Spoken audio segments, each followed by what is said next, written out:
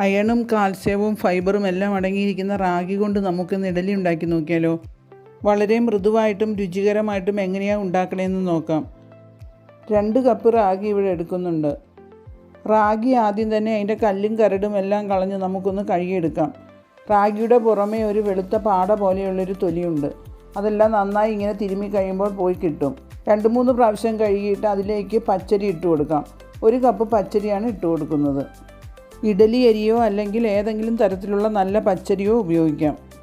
പച്ചരിയും കൂടി ഇട്ടതിന് ശേഷം ഒന്നും കൂടി നമുക്കത് കഴുകിയെടുക്കണം. ഇനി നമുക്കത് കുതിരാൻ വയ്ക്കണം. ഒരു പാത്രത്തിലേക്ക് 1/2 കപ്പ് ഉഴുന്നിട്ട് കൊടുക്കുന്നുണ്ട്. 2 കപ്പ് റാഗിയും 1 കപ്പ് പച്ചരിക്കും 1/2 കപ്പ് ഉഴുന്ന് മാത്രം ഉപയോഗിച്ചാൽ മതി. 1/2 ടീസ്പൂൺ ഉലുവ കൂടി ഇട്ട് നന്നായി ഒന്ന് കഴുകിയെടുക്കണം. രണ്ടും 6 മണിക്കൂർ നേരത്തേക്ക് നമുക്ക് കുതിരാൻ വയ്ക്കാം. ഇവിടെ 6 മണിക്കൂർ കഴിഞ്ഞിട്ടുണ്ട്. അതിനു മുമ്പായി വെളുത്ത അവലോ ചുവന്ന അവലോ 1/2 കപ്പ് ഒന്ന് കുതിർത്തിയെടുക്കണം. ഇഡലി ഉണ്ടാക്കാനായി കുറച്ച് കട്ടിയുള്ള അവലാണ് എടുക്കേണ്ടത്. മിക്സിയുടെ ജാറിലേക്ക് നമുക്ക് ഉഴുന്നിട്ട് കൊടുക്കാം. നല്ല ക്വാളിറ്റിയുള്ള ഉഴുന്ന് തന്നെ എടുക്കാൻ പ്രത്യേകം ശ്രദ്ധിക്കണേ.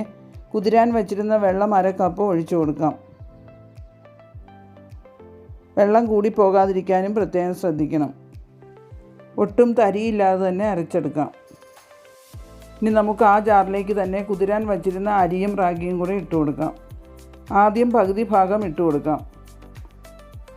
ഉഴുന്ന് കുതിരാൻ വച്ചിരുന്ന വെള്ളവും നമുക്കതിലേക്ക് ഒഴിച്ചു കൊടുക്കണം. കുറച്ച് മാത്രം ആദ്യം ഒഴിച്ചു കൊടുക്കണം. വേണമെങ്കിൽ പിന്നീട് ചേർത്ത് കൊടുത്താൽ മതിയേ. ഒട്ടും തരിയില്ലാതെ നല്ല മിനുസമായിട്ട് തന്നെ ഇത് അരച്ചെടുക്കണം. അടുത്ത ഭാഗവും കൂടി നമുക്ക് മിക്സിയുടെ ജാറിലേക്ക് ഇട്ട് കൊടുക്കാം.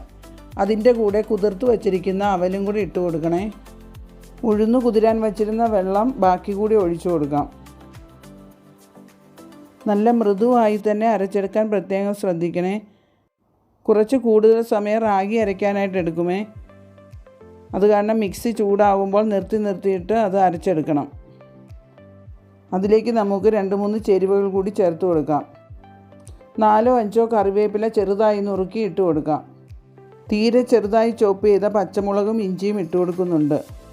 ഞാനിവിടെ 1 പച്ചമുളകും ചെറിയൊരു കഷ്ണം ഇഞ്ചിയും മാത്രമേ ചേർത്ത് കൊടുക്കുന്നുള്ളൂ. കുട്ടികളുള്ള വീടുകളിൽ ഇത് ഒഴിവാക്കാവുന്നതാണ്. നന്നായി ഇളക്കി ഒന്ന് യോജിപ്പിക്കണം. കൈകൊണ്ട് നന്നായി ഇളക്കി യോജിപ്പിക്കാൻ പ്രത്യേകം ശ്രദ്ധിക്കണേ. ഇനി നമുക്ക് 4-5 മണിക്കൂർ അത് റെസ്റ്റ് ചെയ്യാൻ വയ്ക്കാം. ഇഞ്ചിയും പച്ചമുളകും ഒക്കെ ചേർത്തിരിക്കുന്നത് കൊണ്ട് മാവ് പുളിച്ച് കഴിയുമ്പോൾ നല്ലൊരു മണവും രുചിയുമൊക്കെ കിട്ടും. ചൂടുള്ള കാലാവസ്ഥയാണെങ്കിൽ വേഗം തന്നെ പുളിച്ച് കിട്ടും. ഇപ്പോൾ ഏകദേശം 6 മണിക്കൂറായിട്ടുണ്ട്. മാവെല്ലാം നന്നായി പുളിച്ച് പൊങ്ങി വന്നിട്ടുണ്ട്.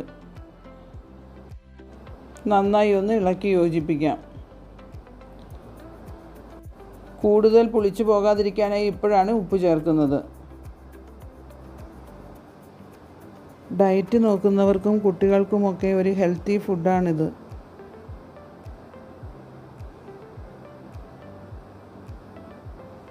ഇഡലിത്തട്ടിൽ നമുക്ക് എണ്ണ ഒഴിച്ച് എല്ലാം ഒന്ന് പുരട്ടിയെടുക്കണം.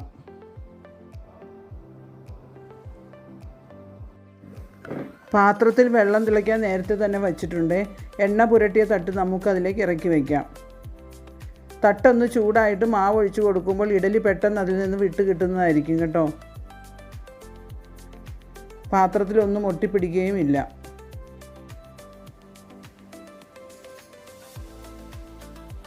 അടുത്ത തട്ടും കൂടെ നമുക്കിതുപോലെ ഒഴിച്ചു കൊടുക്കണം. ഏകദേശം ഒരു 12 മിനിറ്റോളം നമുക്കത് വേവിച്ചെടുക്കാം. ഇവിടെ 12 മിനിറ്റ് കഴിഞ്ഞിട്ടുണ്ട്. ഇഡലിയെല്ലാം നന്നായി വെന്ത് പൊങ്ങി വന്നിട്ടുണ്ട്. കമ്പിയോ ഫോർക്കോ ഉപയോഗിച്ച് കുത്തി നോക്കുമ്പോൾ മാവ് ഒട്ടിപ്പിടിക്കുന്നുണ്ടെങ്കിൽ കുറച്ച് സമയം കൂടി വെച്ച് കൊടുക്കാം. ഒന്ന് തണുത്ത് കഴിയുമ്പോൾ നമുക്ക് തട്ടിൽ നിന്ന് മാറ്റാം. പെട്ടെന്ന് വിട്ട് കിട്ടാനായി വേണമെങ്കിൽ കുറച്ച് വെള്ളവും തളിച്ചു കൊടുക്കാം. സ്പൂൺ ഉപയോഗിക്കാതെ കൈകൊണ്ട് പോലും നമുക്കിങ്ങനെ ഇളക്കി മാറ്റിയെടുക്കാം. വളരെ എളുപ്പത്തിൽ തയ്യാറാക്കാവുന്ന ഹെൽത്തി ആയിട്ടുള്ളൊരു ഫുഡാണ്. എല്ലാവരും ഒന്ന് ഉണ്ടാക്കി നോക്കൂ. സാധാരണ പോലെ തന്നെ സാമ്പാറിൻ്റെയും ചട്നിയുടെയും ഒക്കെ കൂടെ നല്ലൊരു കോമ്പിനേഷനാണ്. ഇഷ്ടപ്പെടുകയാണെങ്കിൽ ലൈക്കും ഷെയറും സബ്സ്ക്രൈബും ചെയ്തേക്കണം കേട്ടോ.